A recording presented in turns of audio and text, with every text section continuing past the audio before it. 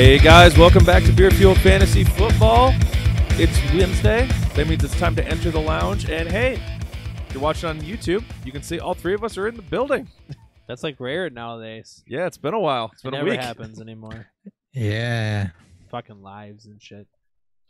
Missed one episode this year. I've been gotten through multiple episodes sick. Unfortunately, I can't get through it when I'm not in the same state. I can't say anything. So, all right, we got to my right, we got Dan Thury. and Thury of BFF. Back from getting his job in the way of our most important podcast. Right. And joining us from St. Louis, as always, is Christopher Hopper.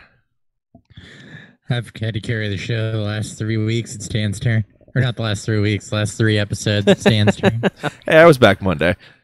You were back Monday, but what I mean is I've been the consistency for our listeners. I've been the voice that's been here while everybody else is bouncing around. So, well, props to you for not missing an episode here over the last couple weeks. Oh, yeah, no, I'm not rubbing it in your guys' face. I'm more or less saying they're probably sick of my voice. Maybe. Well, at least you're not sick of your own. I mean, I miss your voice. Never. But, that's just weird. All right. Well, I'm at Nick Sparts. We are at Beer Fueled Fantasy Football. Find us there on YouTube if you want to catch the live stream, be able to see our lovely faces while we talk fantasy football for you guys each and every episode. We are here Monday, Wednesday, and Friday, and then we're also back Sunday mornings at about 10:30 a.m. Central Time to go ahead and answer your start-sit questions before kickoffs on Sunday. If you want to follow the Twitter, Instagram, and Untapped, where you can get more information from us, that is Beer Fueled FF. In addition, if you want to try to help the show out, there's a few ways you can do that. The free way, go ahead and drop likes and comments on our YouTube episodes or drop a review for us on iTunes. That helps boost visibility to both those platforms. You can also hit us up at beerfueledff or beerfueledfantasy@gmail.com if you're interested in getting either an address where we can go ahead and send beer to, especially if you guys live somewhere outside of the central U.S. We'd love to get some different beer on we can't get our hands on here. Other option, you can go ahead and hit us up for merchandise. We have both hats and shirts available for you guys. Lastly, hit us up and we can get you a Patreon link and you can directly support the show and help cover some of the costs of hosting the podcast, buying beer, buying equipment, all the stuff that we need to do to run this show. So if you can do that, we very much appreciate it. On today's episode, we're of course going to preview a beer, and then we're going to run through all the news, players who didn't practice this week, recap what happened Monday night for you guys. We got a lounge segment where we're going to talk some Dynasty football, which we're really stoked to do. It's been way too long since we've gotten a chance to do that. Talk some guys who've risen and fallen through the first 9 weeks of the NFL season.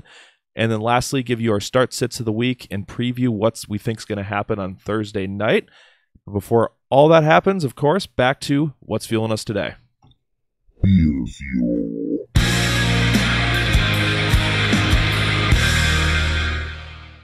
All right, on today's episode, we've got Farmstand Peach Ale by Public House Brewing Company. Hopper was kind enough to get us from this. This is based just outside of the St. Louis area in St. James, Missouri. Is that correct? That is correct. They're about an hour to the west. They got a winery there, too. We'll give you guys a full review of that later in the show, but Farmstead Peach Ale comes in at 5.3% ABV, 16 IBUs. Thanks, Dan, for the notes on that. Give you a full recap of that once we get through the lounge.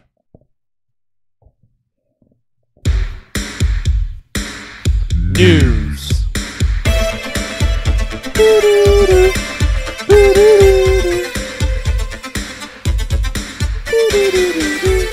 All right, first big piece of news we've got coming up is that Nick Mullins is going to be the 49ers Week 10 starter against the Giants. This is after his fantastic debut against the Raiders, which not really quite an NFL team, but he looked good against them. I mean, the argument stating that they couldn't even beat Alabama, it's pretty ridiculous. It is ridiculous, but humorous. I want to see the Raiders and the Bills for league supremacy at terribleness. Oh, I think the Bills would kill them. I don't think they would, but do they play this year? No. Oh, that's too bad. I mean, that's unfortunate. That's Ride the hot super hand, though, sad. right? I mean, worst case scenario is CJ Beathard. Best case scenario is he does what he did last week. yeah. Yeah, I mean, and he looks like more of a actual passer than Beathard did.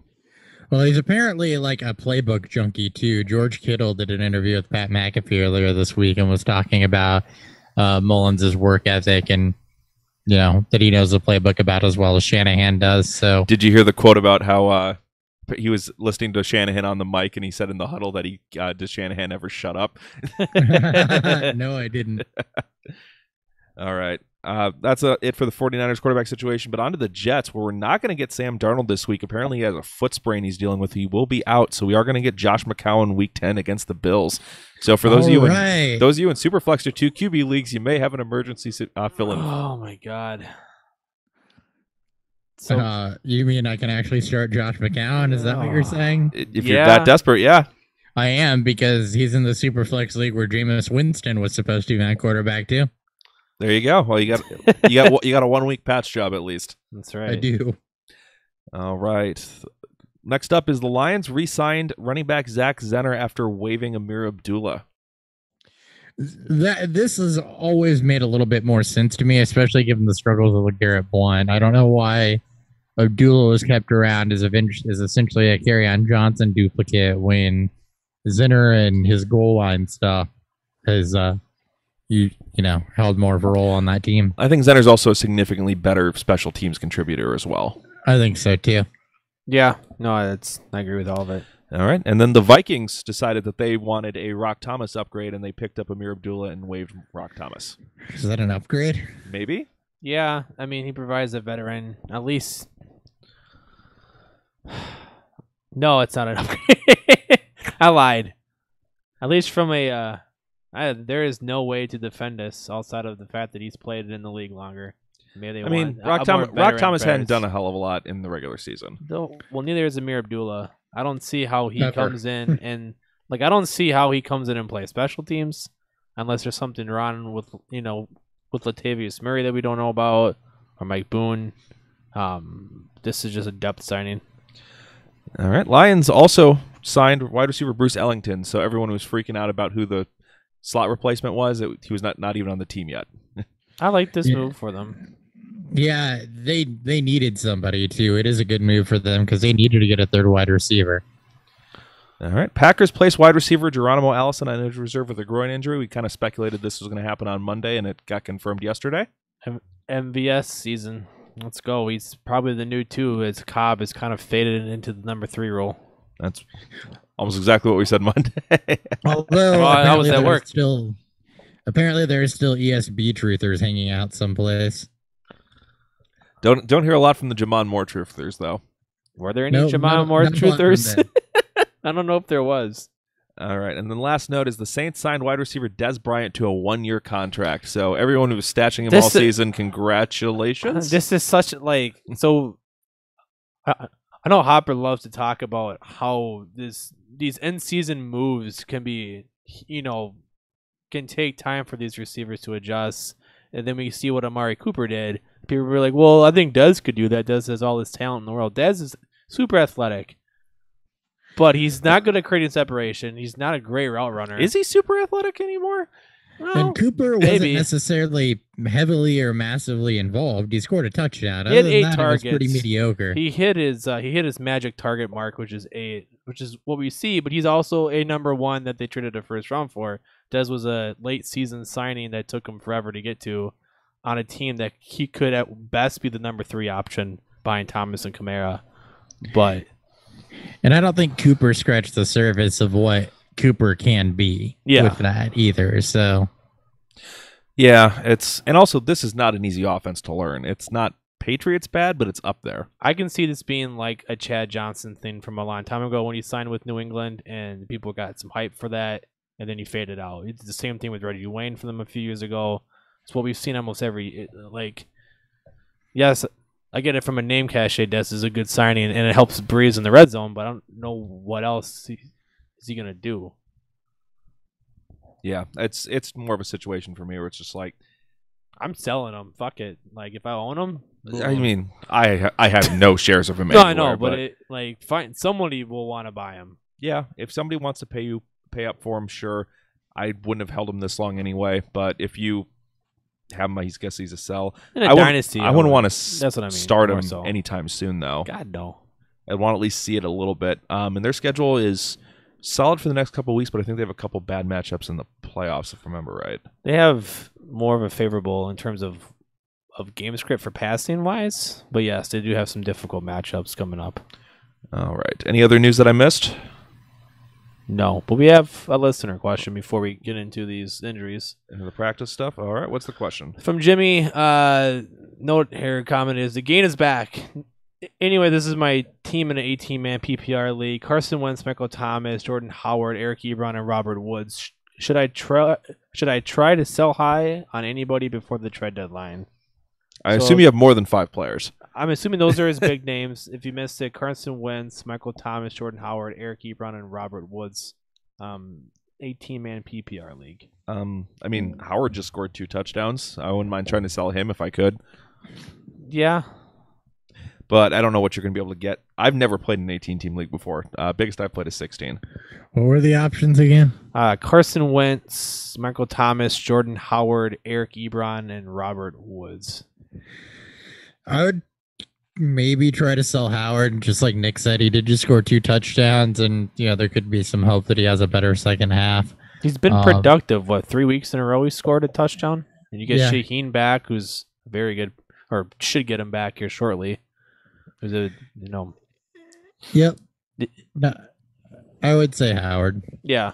Howard, maybe Ebron if you have a tight end option. He said that the bench isn't great for him, which I'm assuming because it's 18 teams. If most benches are going to be pretty meh. Yeah, I'm not sure how you have pieces that you're starting that look that decent in an 18-teamer if it's only 1 copy of players. Yeah. And then Project Badass wants to know, this week, are we starting Trubisky or Big Ben? Big Ben. Yeah. Ben at home, right? Yeah. Oh, definitely. Ben. Even the Bears are at home, but Lions just held Kirk Cousins in check too. You also really don't have to throw on the Lions. No. Let's be real here. They didn't necessarily hold Kirk Cousins in check. Your defense held the Vikings defense held Kirk Cousins in check. I know. But it's the same formula for the Bears. It could turn into that way. It's still been Roethlisberger. It is. All right. One more from him. Jackson or Juju? Who? Deshaun Jackson or Juju? Juju. Yeah.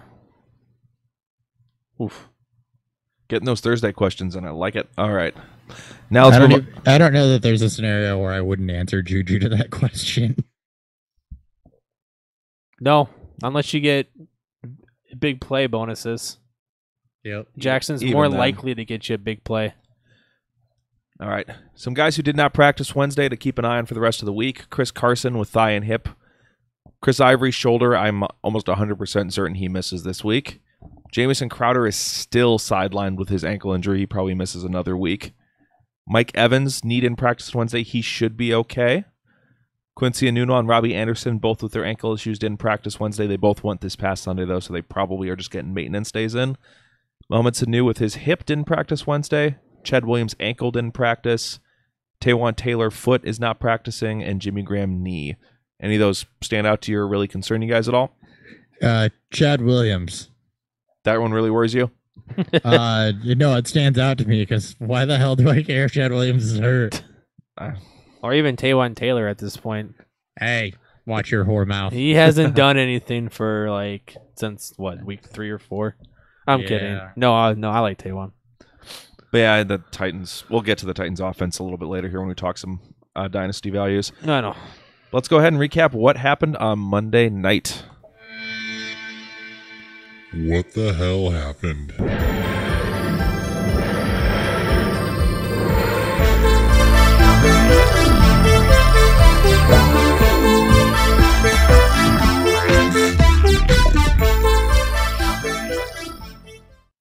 All right, so Monday night was kind of a second half snoozer here. It started off looking like it might be kind of a decent game, but the Titans pulled away from the Cowboys, winning 28-14 in Dallas. Dan, any major takeaways from this game? We'll start with the Titans here because there is some takeaways here. So Mariota posted his best game of the season, 21-29, 240, 3 total touchdowns, no interceptions, adding 32 rushing yards. Those touchdowns were 2 passing, 1 rushing. This next matchup is against the Patriots is good. Then he gets the Colts and Texans, which have been a lot better against quarterbacks recently. It's just good to see that this offense is actually taken forward, especially with the running game looks to be figured out. Deion Lewis, 23 touches. Derrick Henry at 8. Lewis saw 52% of the snap share. Henry only saw 20. So we're finally getting to see what we all predicted would be into this season. Maybe a little more Henry, but Lewis getting the majority of the work, and he turned it into a very, very good game. He gave Nick a scare in our Dynasty League. I was the one I had freaking out towards the end there. I was kind of getting excited here because I was even making a comeback in our redraft league that he runs with him in. I just needed one more touchdown when it made things really interesting. I only needed like one more catch for I know 5.5 yards, and I probably would have been okay. Yeah. But speaking on Deion Lewis here, he's got a really good rest of the season schedule. So if your trade deadline hasn't passed yet and you're needing of a running back, you may have to pay up a little bit more, but when it comes to running backs, you always have to pay a little bit more compared to every other position. So he's someone that I would go out there and get.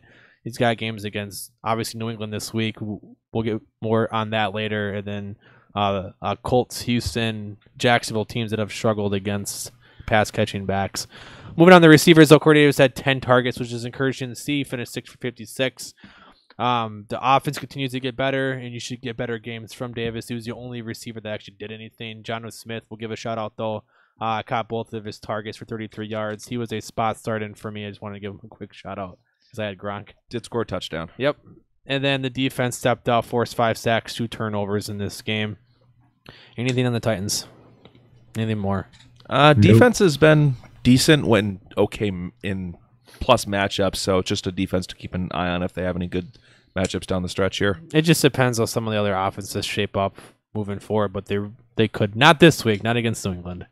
We'll go on to the Cowboys here. Dak had an okay day, 21-31, 243, 2 touchdowns, but he did throw a pick and had a forced fumble. He only added 11 rushing yards.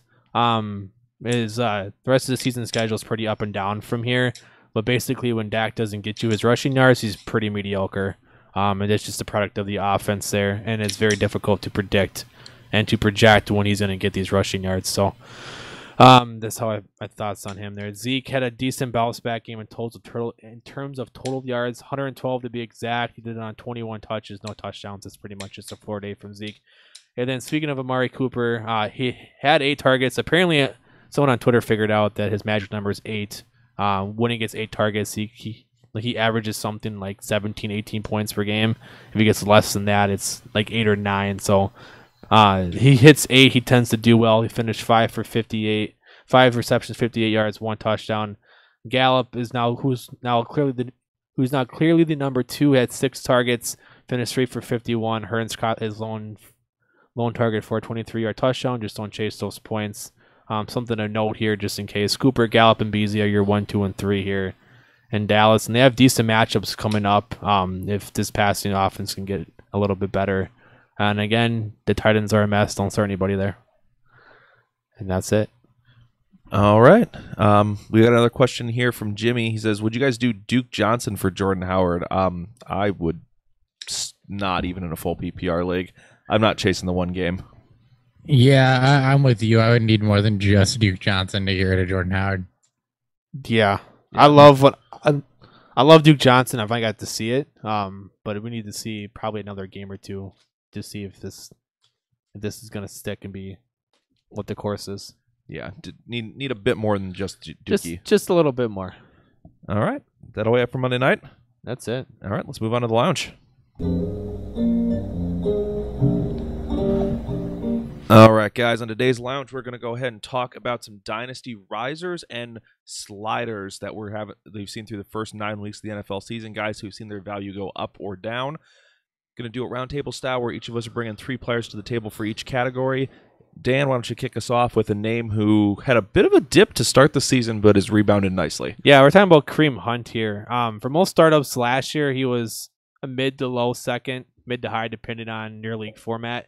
But what he's done these last 7 weeks here, 6 weeks here, especially last 3 weeks, 7 total touchdowns, he is starting to really rise himself. He's a for sure legit, at least early to mid, or at least late to mid first round draft pick in startups. He's going to obviously cost you a lot more, but a lot of this also is because of the fall of Le'Veon Bell. What's going to happen with him? David Johnson and this Cardinals offense hasn't been able to produce, so Hunt has been able to find himself climbing way up these boards. He's just been insane. He had a slow start to the season here, but now his involvement in the passing game is what really upticks him there. And outside of obviously Todd Gurley, you can make an argument for Hunt as the second running back in Dynasty. I don't think I would. You could though, just based on what we got from this offense. Is very mirroring of what the Rams did, and Hunt is putting up touchdowns like crazy. I mean, I can make any argument. That's true. We know Hopper. But no, I do think he's a top 5 to 6 easily. Easily 5, definitely. Yeah. Yeah, I mean, guys I'm taking in front of him for sure is going to be Barkley, Kamara. See, that's the point. Obviously, like you can look at. I probably would have him close to Zeke. Yeah.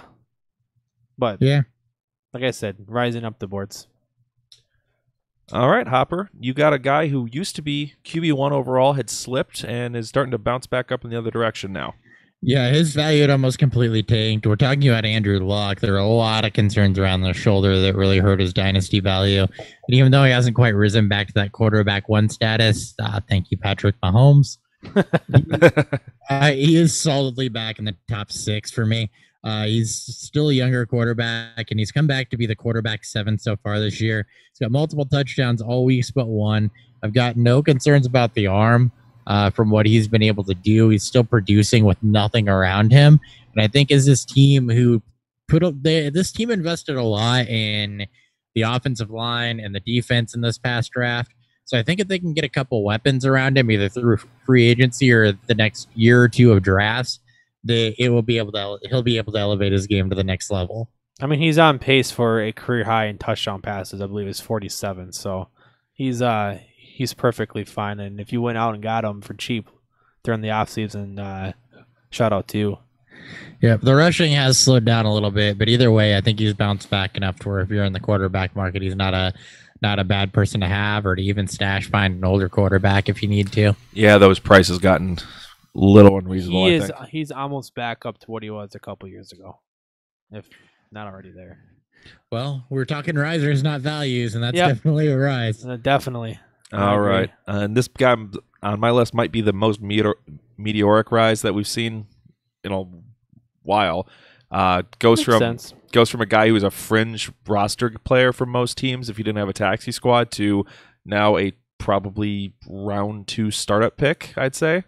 And James Conner? It depends how the Bell situation plays out. I mean, we all assume I was going to play out in the offseason, so I mean, yes. That's what you're paying for, is you're trying to get him for next year. He's the number 3 back in overall points per game in 2018. It looks like he is going to be the future back in Pittsburgh. He's gone from fringe roster player to a top 12-ish startup running back right now. I'm slightly concerned that he's on pace for 380 touches this year, but starting running backs for the Steelers always seem to produce, so yeah, as long as I'll roll with it. As long as they still have Big Ben and Antonio Brown, it helps them a lot. It's kind of relevant, but not dynasty relevant. Do you see this being a Kamara and Ingram situation when Bell does come back? I have no idea what they're going to do. I don't know how you can bench Connor. He's been better than what Bell's given them. It's just that Bell's done it for longer. So, I mean, if I was a coach, I would be like, I'm just putting both in the field. I would say I would use them both. Obviously, find ways to get them both involved, which is what's scary for redraft purposes. I mean, it's not hard. They can both catch, and you don't really have a decent third wide receiver. There's your answer. That's right. And Bell's a better receiving option, so just have him out in the slot. Connor's not bad. No, I know. It's no slight on Connor. Just I can just put Bell in the slot. Yeah, so I'm not sure what they're going to do when Bell's back. They may barely use him. They may pull him in. They may give him the full workload the rest of the stretch. I have no idea. We'll let you know after the first game. Yeah, I need to see at probably. least something from them to kind of for them to tip their hand a little bit, because I've got no idea at this point. Connor's been good enough that he shouldn't bench him, but the Steelers are kind of weird. They do weird stuff. They are. All right. Next player we've got up in our risers, Dan, guy who we called out after his second game this season and has just been on a rise ever since. Yeah, right. This is Tyler Boyd here, a guy, again, a lot like James Conner in terms of where he was coming into startups this year. I mean, both were late, bench stashes. If you have Bell, you take Conner. If you have Green, maybe you take Boyd, or just a late round flyer. And Boyd has been nothing but excellent in that category. He's taken the wide receiver 2 job in Cincinnati and ran with it. And with Green out the next couple of games, at least, we at least get to see what a glimpse of wide receiver 1 Boyd could be like. There is a lot of concern here, especially against the Saints that have gotten better in terms of redraft wise. But in terms of what we project them from dynasty purposes, we've got to see what this offense can do this season when they're all healthy. And we've seen from Boyd he can be very productive, over 8 targets a game since week 2, and he's been productive in all but I think 2 games this season since then. So from a dynasty standpoint, trying to go out and buy him, and then I looked at the Fantasy Pros rankings. He's jumped up to I think number 84 and play and wide receiver 37. So I'm a mid-round startup pick already. Yeah, that would be late round 7. Well, around 7. Yeah, Tyler Boyd's a guy that a lot of people had just written off after not doing anything his first 2+ years in the league. Guilty. I wrote him off. Same here. I jumped off the train too going into this year. I was still on it a bit last year. Apparently, I was just a year early. Yeah, apparently he needed to get healthy, and he got into some legal troubles. I thought to begin this offseason, but no, that was last year, I think. Was it last year? Well, that was last year. Either way, he's been pretty damn good. All right. Quick question here from Jimmy. He wants to know Tevin Coleman for Howard. Again, probably passing. I'd have to check. That's pretty. That's pretty. Yeah, I mean Coleman. You saw what his season high in targets last week against it was against a really good Atlanta or Washington defense, but that's all based on rest of the season playoff schedule. Last 7 games: Browns, Cowboys, Saints, Ravens, Packers, Cardinals, Panthers. Only a couple good ones in there. I mean, Howard and Coleman are at least closer for me. At least, I mean, we don't know when Freeman's coming back, but probably not in the fantasy season. Yeah, it's at least a little bit closer for me. I think I'd lean Tevin just because I don't. That's just I mean, he doesn't have to worry about Tariq Cohen and game scripted out. No, he's got to worry about Ito Smith. Yeah, but who's not Tariq Cohen? No. But they're about even chalk for me. Yeah, I think the Bears might have a slightly better playoff schedule, but I'd have to double check. Yeah, I'm pretty sure they do from looking at it last week. I think 2 out of their 3 games are plus for Jordan Howard. I take the person with the better playoff schedule.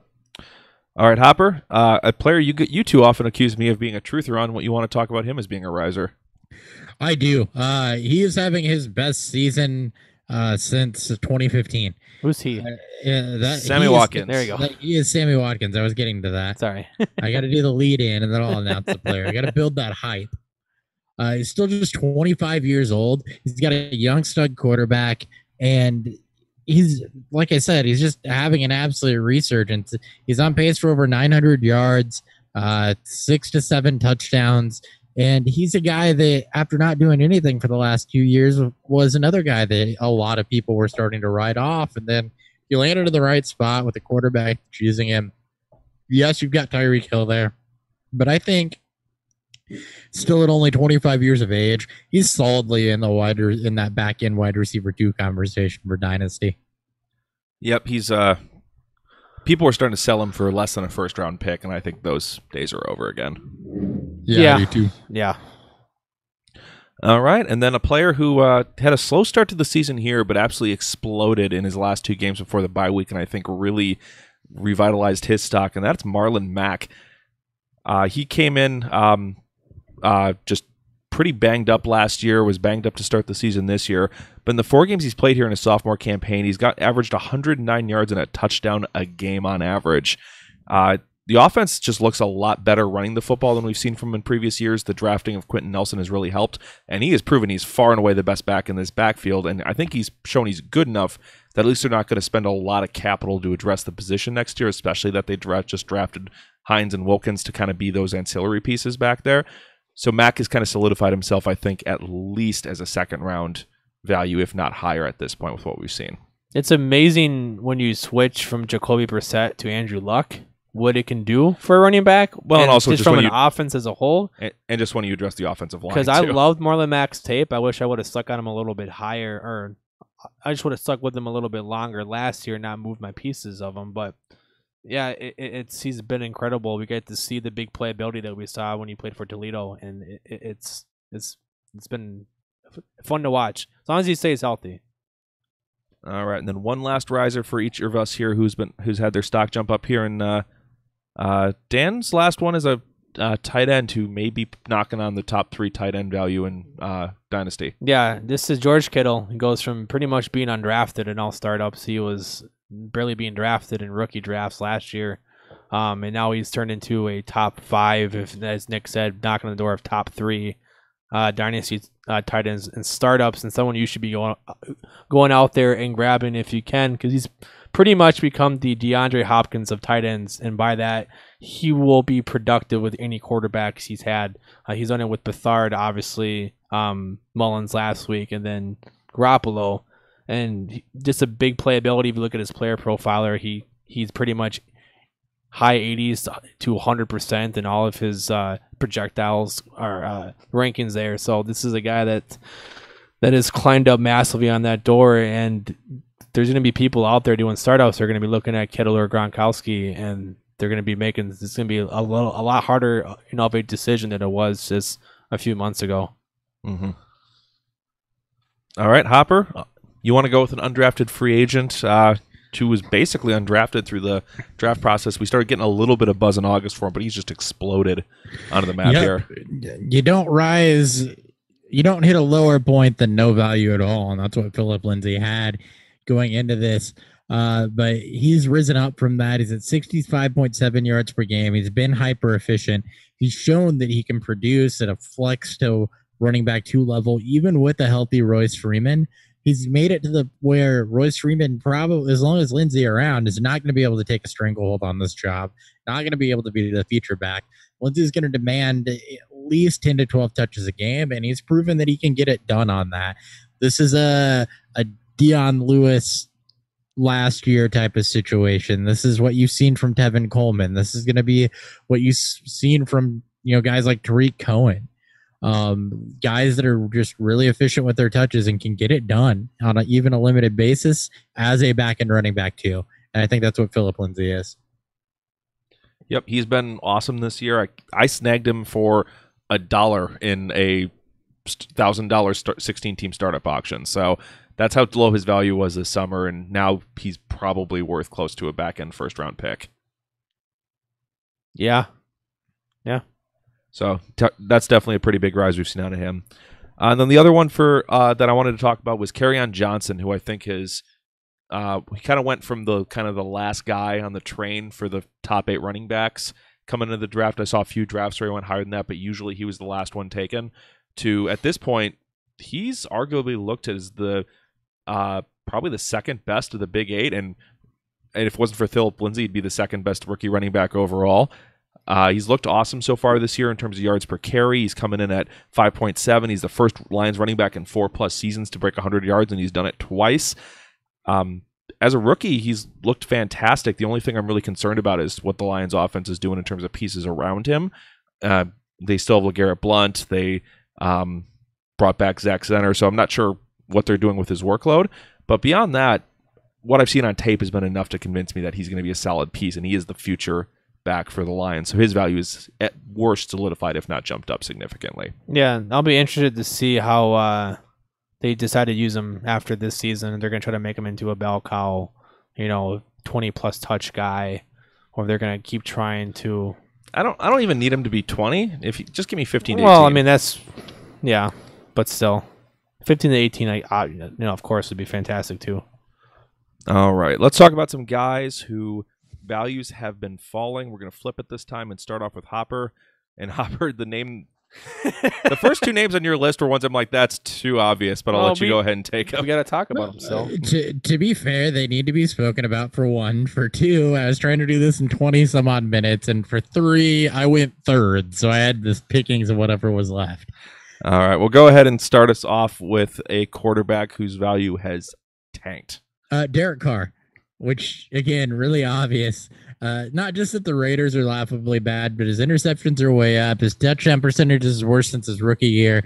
And he's just regressed the last 2 seasons for a guy that we thought was going to take that next step and be an elite player in Dynasty. He took a step backwards last year. And if you were still holding on to some hope that he had a bounce back season this year, and Gruden could bring out a resurgence in him, and Jordy Nelson being there was good, and this, that, and the other, well, you're sorely disappointed because Derek Carr has 0 value right now.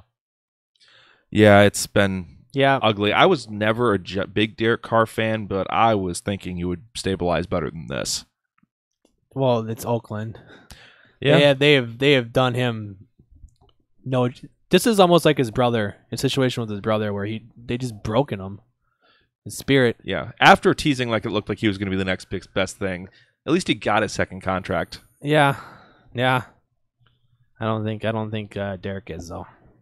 All right, and Dan, you're going to talk about. We're all going to do quarterbacks here to start us off. Another quarterback who's slipped a little bit. Yeah, we're going to talk about Aaron Rodgers. We're going to go to the top of the list. We go from a guy in Derek Carr with 0 value to a guy like Aaron Rodgers who still has very good value, but it's because of a father time coming up. And with all the injuries, the offense as a whole is starting to change. The coaching staff around him, it just seems very dysfunctional there. His interception rate for this season is extremely low. He's only thrown 1 pick, so his rate is at 0.3. It's his touchdown rate. It's the lowest of his career in terms of him starting at 4.6, which is still very respectable. But you're talking about a guy who was considered the QB1 for the last 5-6 years, if not longer.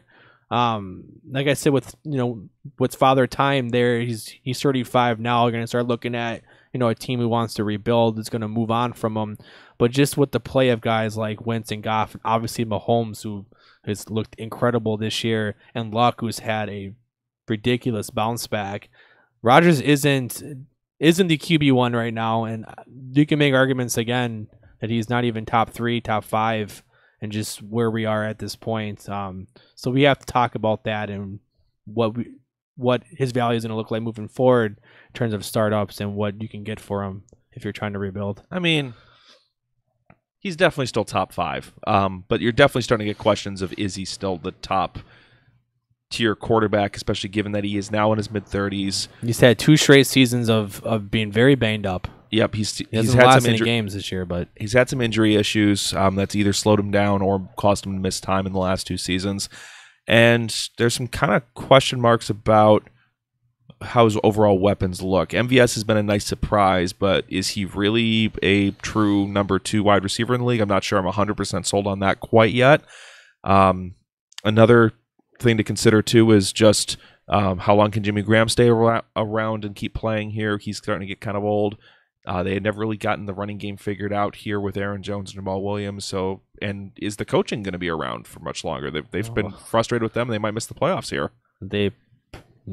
I'm not saying probably won't because I feel like a lot of fire up his ass. But there's definitely enough question marks here to be worried about Rodgers, especially with some of the younger quarterbacks who are taking off right now and have shown us enough. So that'd be guys like Mahomes, Goff, Watson, Wentz, are all options that you in a startup you're probably taking over Rodgers. Yeah.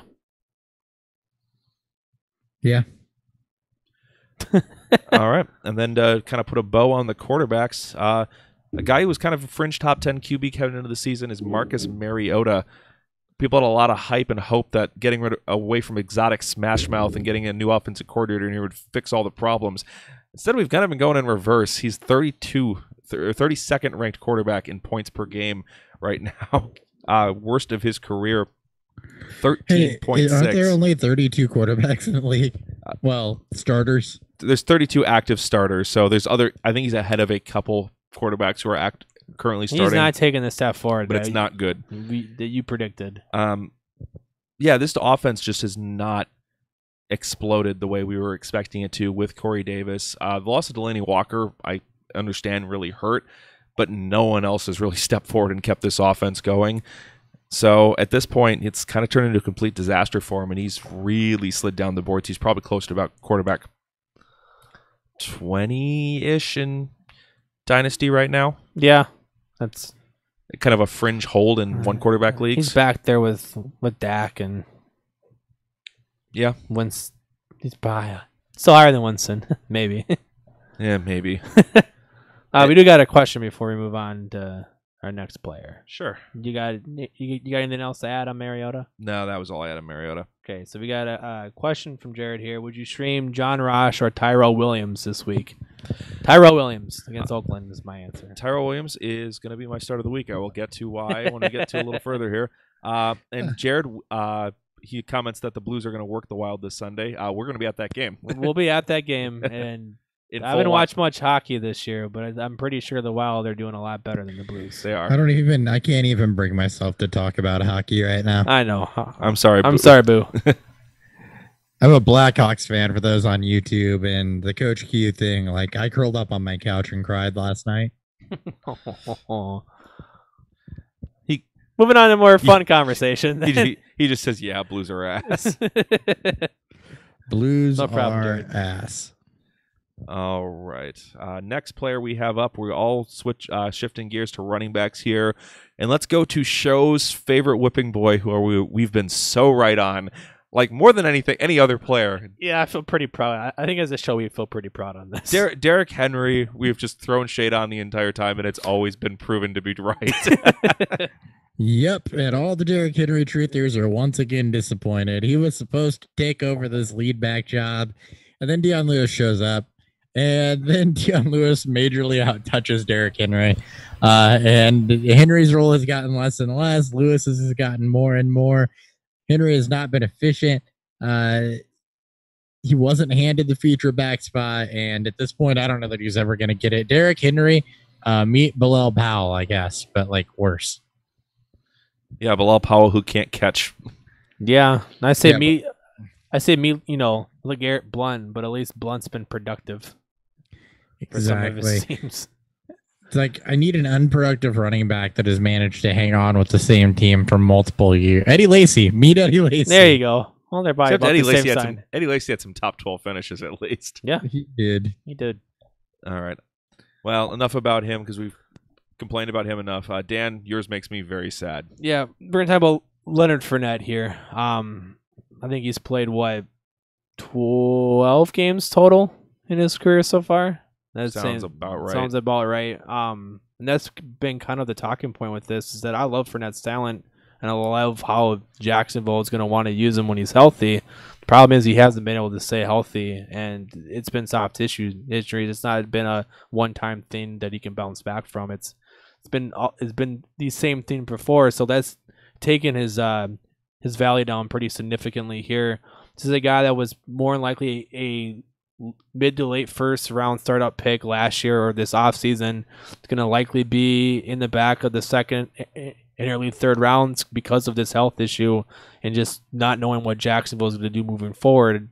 I like to think that Blake is still the future quarterback there, but that offense still needs some weapons to put around there. And we don't know how they're going to want to use Fournette even this season moving forward, and if they're going to bring back guys like Yeldon or Hyde and kind of just protect the amount of touches he gets. This is a guy that we all thought that was going to exceed top 5, in terms of touches per game, and now he may not see 20 touches again because they may be afraid of him getting injured and trying to protect him for that.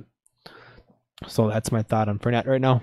Yeah, I'm not specifically worried about the hamstring, but I am worried about what Jacksonville decides to do about his situation. The trade for Hyde, I think, is the biggest red flag for me. They gave up a tangible asset to go get some insurance for Fournette. Yeah.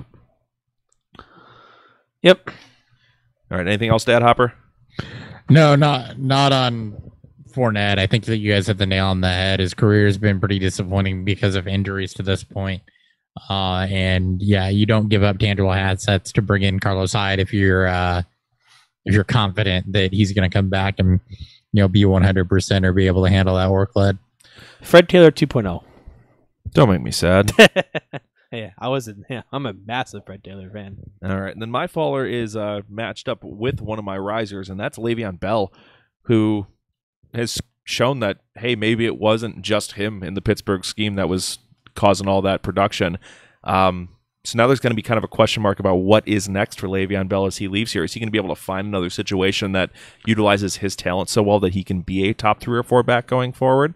He's going to be 27 years old next year. He's got a lot of touches in his career already, and we have no idea what type of situation he's going into. So I think with all that uncertainty, he's a guy who has to have fallen at least a round, if not more, in startup value here over the last 4 or 5 months, especially with what we've seen Connor come in and do. Yeah. Yeah, the other thing too is the way that he's handled this. Is another team going to want to take that risk? I mean, I'm sure somebody will, but are they going to do it on a long-term deal? Is he going to get what he wants? I mean, there's so many questions that surround him that you can't just buy into that right now. Or the Raiders. It'll be somebody. John Gruden's sitting there just licking his chops at this point. It's the Jets. Yeah, it'll be the Jets. No, I'd put him down instead of Fournette, and I'd taken him off because I didn't want to do the easy and the more obvious one, but it needs to be talked about. But the thing is that wherever he lands, it's gonna, like, if he can go to a team like Philadelphia and land on a good offense that needs a running back there, then he'll be propelled up. But he goes to Oakland or the Jets, it could be like a David Johnson situation where the offense is just gonna drag him down. Absolutely could happen, and I have, I did not expect Connor to come in and just replace Bell so easily. Yeah, he's been I better. thought it would be solid. I didn't know it would be running back 3 levels of good. Yeah. This is like D'Angelo Williams, except it's Yeah, not a 2-game sample. Yeah, in my head, I'm like, oh, he'll be a low 1 or a high 2 just on volume, but no, he's just killed his it. offense has figured out ways. All right, and then last fallers, we all went tight ends. Hopper, I'm not sure I agree with your faller, but I'm interested on you selling me on this one. A lot of people, I figured that would be the case. It's Trey Burton, and I figured that would be the case. But my thing with Trey Burton, and the reason I made him a faller, isn't because his performance has necessarily been bad when you look at the big picture of it. He's a tight end 7, which is, given the current state of tight ends, is not fantastic, but it's very feasible. But he hasn't been the blow up Travis Kelce level of savior that you were expecting to get in this offense, and he's doing all of it without Adam Shaheen there, who is set to come back, who is also a rookie, also a young tight end, that could potentially turn this into a Jack Doyle, Eric Ebron type of situation. And again, I say potentially there. The other thing you have to look at with Jack Doyle, though, is he's got 5 games under 50 yards. He's got 1 game over 5 receptions, and most of his tight end 7 right now is carried by his touchdown production. And, touchdowns are a fluky thing that I typically don't like to hang my hat on. I'd rather hang my hat on targets or receptions, and none of that has been necessarily that great or the Travis Kelce levels that we're expecting. So even though I still think Trey Burton is a solid dynasty player, the title of the segment is sliders, and I think he has slid down from where he was in the offseason, where he was kind of anointed that he was going to step up to this Travis Kelce level that he hasn't done. And Nick, I think part of the reason you disagree is because we never bought into that. That was more of a fantasy football community consensus that he was going to be that. But we as a show never really bought into that. So the perceived slide for us is a lot less than what it is when you look at what the fantasy football community was saying about him and what he's actually done. Yeah, in terms of the community, he's gotten roller coastered a bit, but in terms of my perception of him, it's actually gone up this year. Yeah, and again, that's because we started low. So I think that's why you don't agree with it. But I think that from a general consensus perspective, it has gone down because he hasn't put up Travis Kelce's levels of production. But none of us on this show thought he was going to do that. Yeah, I mean, he's been on even for me. He's moved up and down, and just as the Bears' offense has started to figure out how they want to actually operate and move, is where we're going to see, is he going to see Travis, Kelce type of volume, which is what I was hoping to see. We all knew it wasn't going to happen. Shaheen coming back is going to, put a damper on that touchdown rate that he's had too. I'm real interested to see what happens when Adam Shaheen gets back. Yeah, that does make me a little nervous, but I still like Burton. All right, we got 2 left. Dan, your last guy. Yeah. Another obvious one, but needs to be talked about, is Rob Gronkowski. Just with him, with the retirement talks this offseason, the Patriots as a whole are this dynasty is starting to come to an end. With Brady obviously doing what he does well, but his time's coming up soon. Same with Belichick, and just Gronk has a life outside of football, especially after football. He's definitely not the tight end 1, which he's been for many, many years. That's gone to Kelce or Ertz, depending on where you lean that way.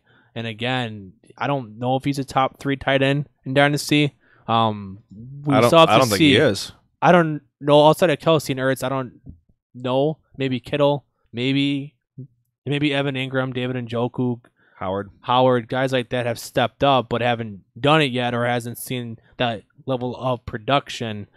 But in terms of what you're going to get from a startup dynasty standpoint, there's going to be a lot of conversation with how you want to build your teams, where he's going to go, what you can get from in trade value now. I don't know if he's someone that you want to go out and buy because he hasn't been productive with his volume this season when he's been healthy, and it seems that Brady has started to take his hungry eyes to guys like Josh Gordon, Julian Edelman, especially James White. So Gronk is not only sliz, but I think he's starting to fall pretty rapidly. And that top 5 tight end for him is potentially gone too. No, I agree with that completely. The way Gronk has fallen back this year has been completely unexpected, but he's been beat up the last couple seasons. He's now not producing at the same level. And you had the retirement and or trade talks last offseason. Yep. I just don't think you can rely on him for that wide receiver 1 level of productivity. As tight ends go, he's still probably top 6, but in a vacuum, it's kind of like it's like the Drew Brees of tight ends, where the production's still solid, but you're just wondering kind of, okay, when's the career going to end? You know? Yeah. It's even if your team trying to win a championship, is he someone you want to actually go out there and have to still trade a first-round pick for? Because whoever has him is probably going to try to get as much value for them as he can. I don't think he's worth the first rounder anymore. Or even Tom Brady is probably a better comparison. Yeah. All right, and then one last guy I want to talk about here, and then we'll wrap up and review a beer for you guys, is Jordan Reed, who we all thought, hey, if he can stay healthy, he's got Alex Smith, it's going to be a great year for him. He's been healthy at all. He's been healthy for once. That's the only good news I have to report on Jordan Reed. He's averaging just 42 yards a game, and he has 1 touchdown this year. And the targets have been there for him. He's had multiple games of 7+ targets this season. He just cannot seem to get it going. The whole offense has been neutered since they switched from Kirk Cousins to Alex Smith. So, by the way, Redskins fans, that worked out real well for you. But Jordan Reed, I think, has been the person who's been killed the most from this. And you know why? Because Alex Smith doesn't throw in the red zone. Yeah. He doesn't throw a lot in the red zone. Unless it's to Jamal Charles. And he also doesn't throw downfield enough unless a guy is wide open. And Jordan Reed would just go out and make plays deep, but he wasn't necessarily streaking free. He's not Travis Kelce.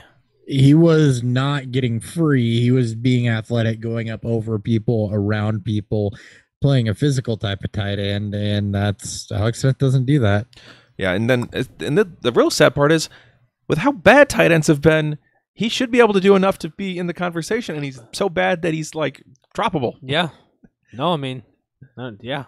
And with his injury history, age, and just the way this offense is trending, his value is basically dropping to 0. Yeah.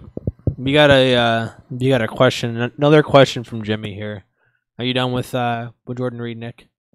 Well, the additions of Bryant hurt Thomas or help? I think that's Thomas? A yes. Neutral? I don't think it really matters. For those that didn't hear, the question is, does the addition of Des Bryant hurt Michael Thomas or help him? Yeah, no, I think it's pretty neutral also. I don't see Des demanding or commanding a ton of targets, and even if he does, I think those come from Traquan Smith, Cam Meredith, Ben Watson, and Hill. Yeah, Hill a bit, and go to Des Bryant. I see him in the 6 to 8 target a game range, maybe. And I don't think those come from Michael Thomas. If anything, it just means they can't, and this hasn't really happened a lot this year anyway, but they can't just shade all their coverage over to him. But ultimately, I don't think it impacts Thomas all that much, if at all. Yeah, he might get slightly easier schemes, but he probably loses a target a game. It's probably about for me even. I don't see, I see Des at maybe 5 to 7 targets. I'm assuming when he had, this conversation with Sean Payton and, their owners and shit like that it was, you're not going to be the number 1 dog. You're not going to receive 8 to 10 targets a game and be that top receiver. And I'm assuming because he's probably chasing a ring at this point that he's fine with that. What he could do is maybe take a red zone or 2 targets away which is the only damage it could do to Michael Thomas. But Thomas hasn't made his hay on touchdowns; has been on his overall volume, and production, which won't change. It'll help, especially if Dez starts to actually, produce with the single coverages, which you'll probably see. All right. So enough Dez talk. Let's go ahead, and it's time for us to go ahead and review a beer for you guys. Beer review.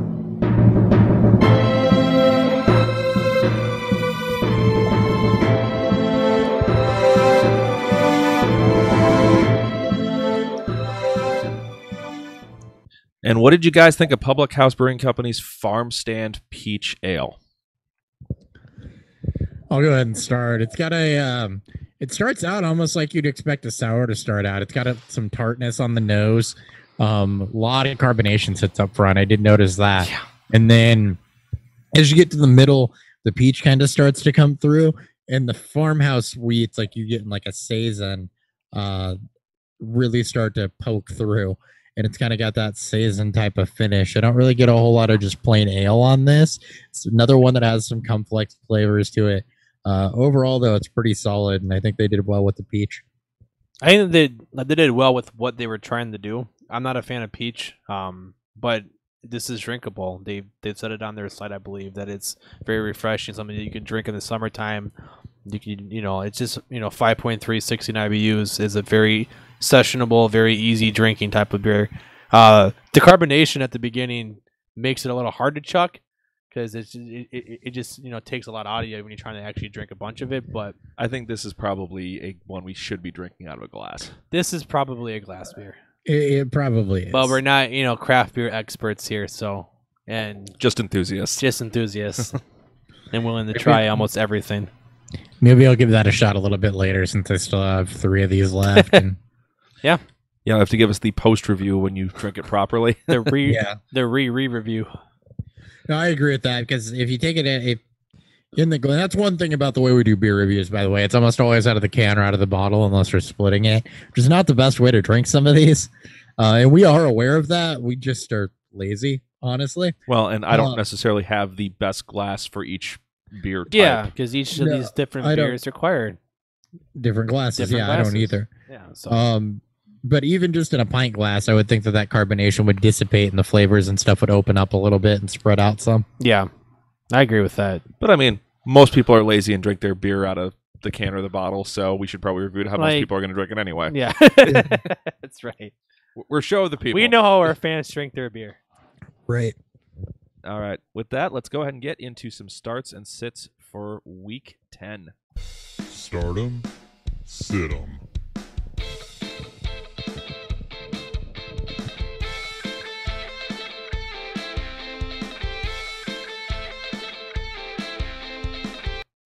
All right, going to run through these pretty quick. Dan and Hopper, you guys are doubling up on quarterback, so you guys are going to have to share the moment together. Aw, I love it. Oh, we did double up? Did I not pay attention to that? That's fine. So we put down Ryan Fitzpatrick here. He gets a Washington defense that struggled against quarterbacks these past few weeks here. 21.04 points per game they've allowed during that span. And what we've seen from Fitzpatrick this year, it's pretty much going to be 2 to 3 touchdowns, if not more, at least 300 yards.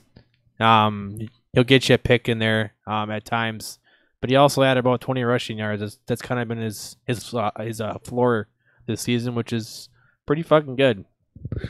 Yeah, my backup was going to be Andy Dalton, just in case the listeners want 3 options, but I obviously didn't break him down.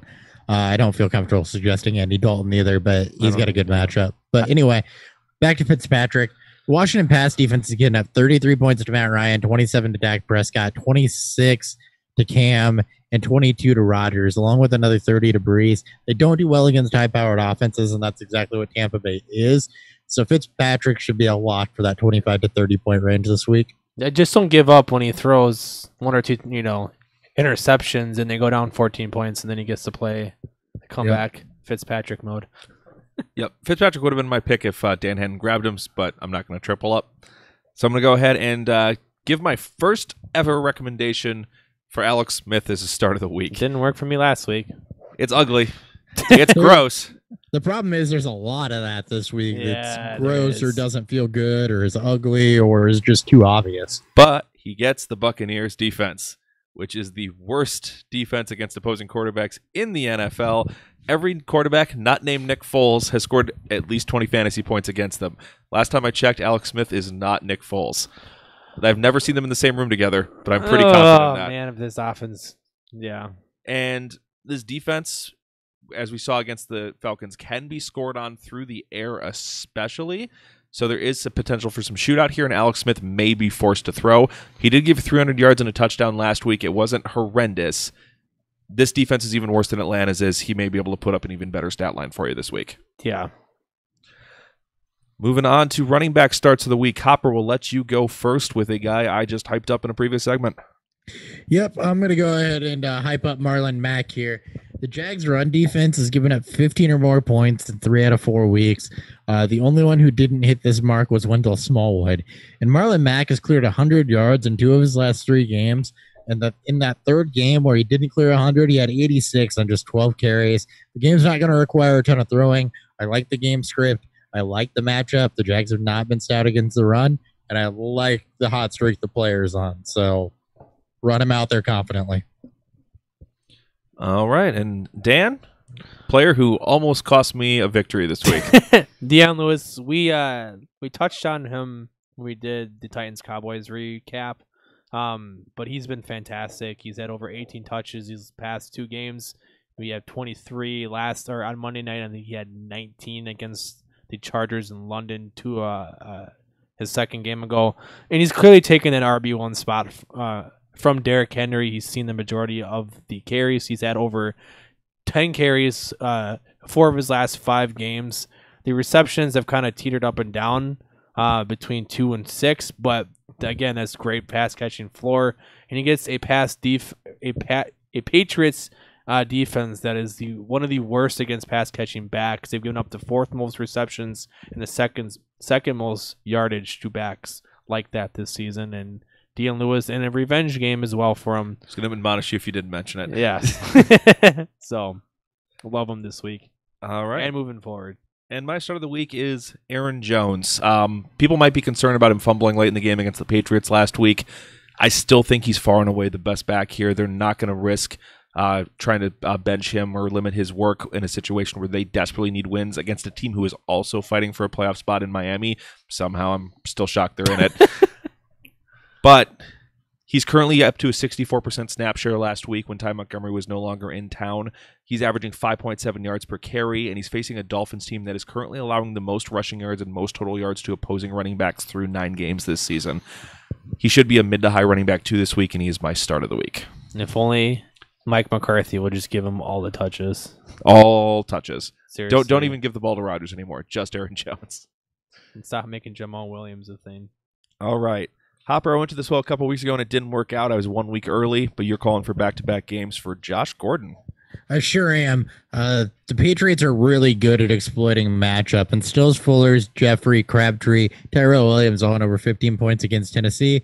What do they have in common? They're either really fast or they're really big. And Josh Gordon, kind of both of those things. He's a big receiver. He's a quick receiver.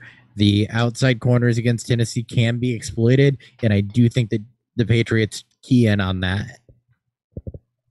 I completely agree. And he gets Malcolm Butler. Probably going to be covering him, so Yep. good things for Gordon this week. Good things. All right, Dan, you want with one of the guys we recommended everyone pick up off the waiver wire if you're still available. Marquez Valdez-Scantling, better known as MVS. He is a new wide receiver 2 in Green Bay. I believe he was second in snaps last week. Cobb is starting to be phased out, as was mentioned on Friday's episode, and Allison is on IR now. This frees up against a Miami defense that is very beatable. And they've been pretty suspect against receivers these past 4 weeks. They've given up 5 touchdowns during that span, tied for the most.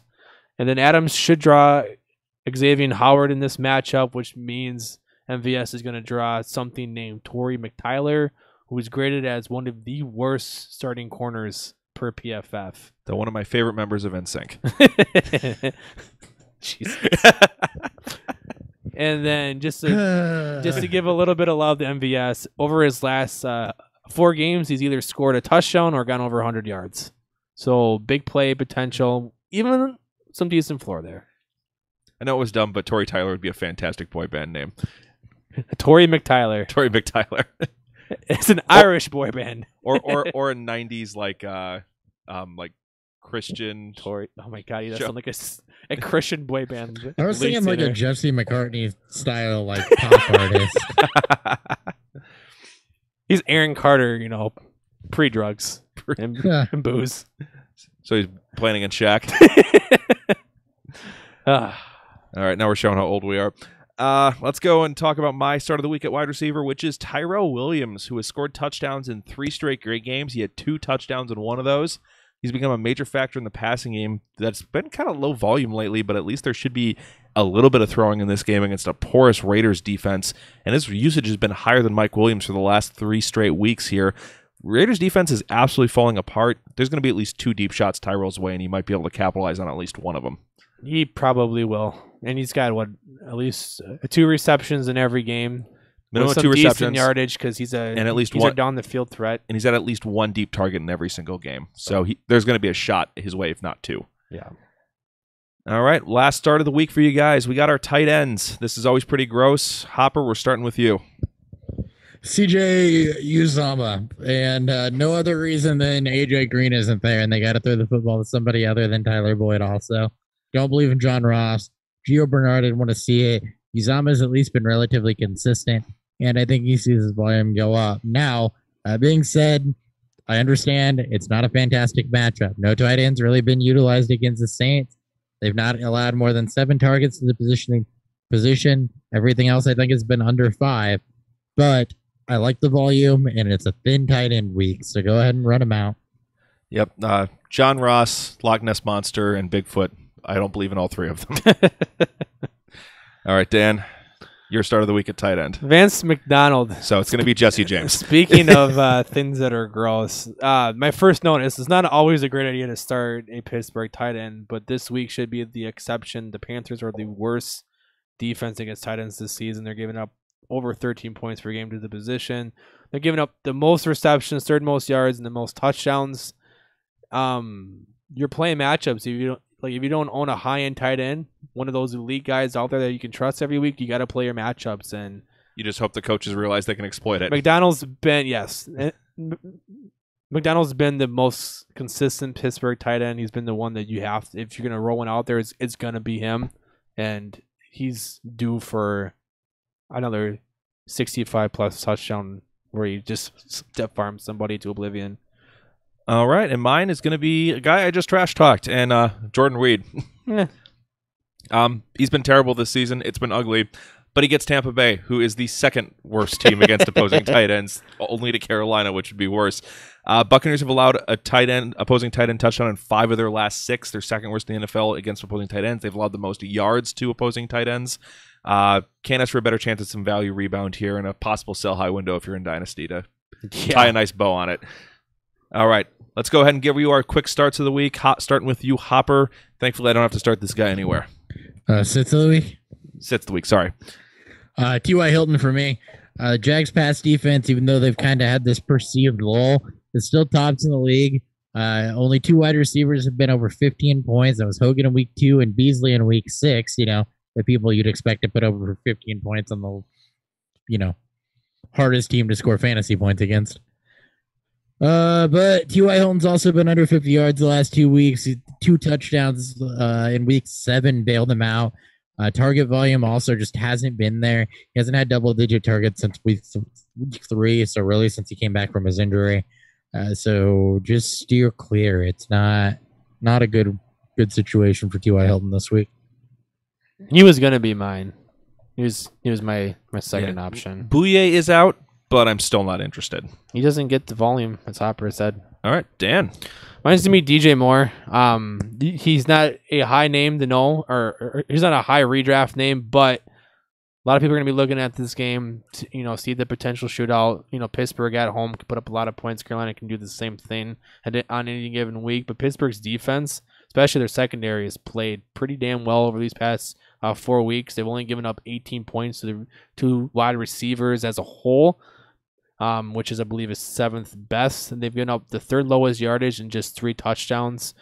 They've given up a fair amount of their receptions. They just don't turn those into yards. This is what DJ Moore does best, is yak, and they don't give that up to these type of receivers. So he may get you a few receptions, but I wouldn't expect a high yardage game, and I would steer clear. In a Thursday night matchup, you don't want to be looking at a 3 or 4 pointer from one of your flex players. Hopefully not in your flex position. If you do start him, put him in your wide receiver 2 spot. Yep. So leave him on your bench if you can. All right, mine was a player, just to flip the script on this one, a guy I just hyped up in Kerryon Johnson, who catches the #1 run defense in the NFL this week with the Bears.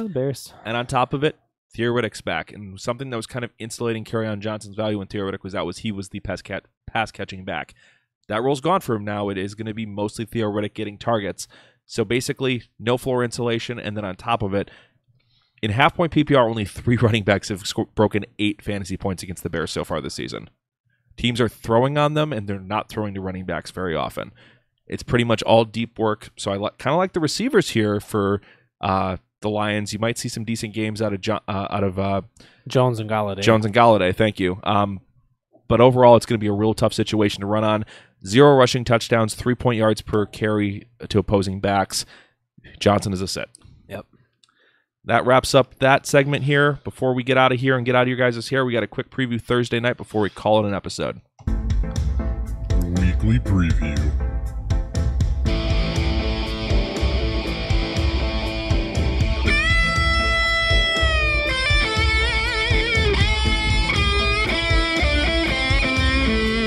And we got Dan again, so a double D episode. Double D's. So let's start with the Panthers here. Cam is pretty much a must-start at this point. While the Steelers' defense has gotten better over these past few games, Cam is having one of his best consistent seasons to date here. He's been pretty trustworthy from week to week. He's thrown multiple touchdowns in every game since week 2, and he hasn't thrown a pick since week 6. CMC is at a must-start just by his volume alone, and he's found a nose for the end zone. He scored twice in back-to-back games and 4 total touchdowns during that span. The Steelers are good against pass-catching backs, so lower your ceiling for CMC, but because of the volume, he should be a decent RB2 nonetheless. As for the receivers here, I just made DJ Moore my sit of the week. Don't play him if you can. Same with Curtis Samuel. Devin Funchess is the only one I would consider. He's a wide receiver 3-ish, just based on the volume he could get. But again, this is a Pittsburgh secondary and defense that's starting to get a lot better. And Funchess has really struggled these last 2 games after his nice little early mid-season resurgence. He's kind of fallen back down to earth a bit. Greg Olsen is, of course, a must-start, just given where the Titans are at this point. And Pittsburgh has gotten better, and they've shedded their must-start skin for Titans, so don't be surprised if Olsen doesn't put up a ceiling game. And, of course, avoid the defense and kicker. This should be a decent scoring game. As for Pittsburgh, you're going to play Big Ben at home because it's Big Ben at home. Start him with confidence. Connor and Antonio Brown are, of course, must-starts. Juju's ceiling has fallen quite a bit since the blow-up start to the season, but he should get enough volume to see him be a wide receiver 2 at no worse of wide receiver 3 flex play at any given week. And the Panthers have also gotten better against receivers, so they only given up 18.5 points. So don't expect a ceiling game from either Juju or Brown. And then Vance McDonald's my tight end start of the week for obvious reasons. And while their defense has played better, I think Carolina can put up enough points to give them fits. And Cam has protect the ball a lot better. All right, and the Steelers are favored by 5. It's a 52-point over-under, so it should be some fireworks here on Thursday night to start off your Week 10 fantasy week. Which means it's going to be 6-3. It's probably going to be 6-3. That's how it usually works. Thursday's such a mess. All right. Anything else you guys need from us?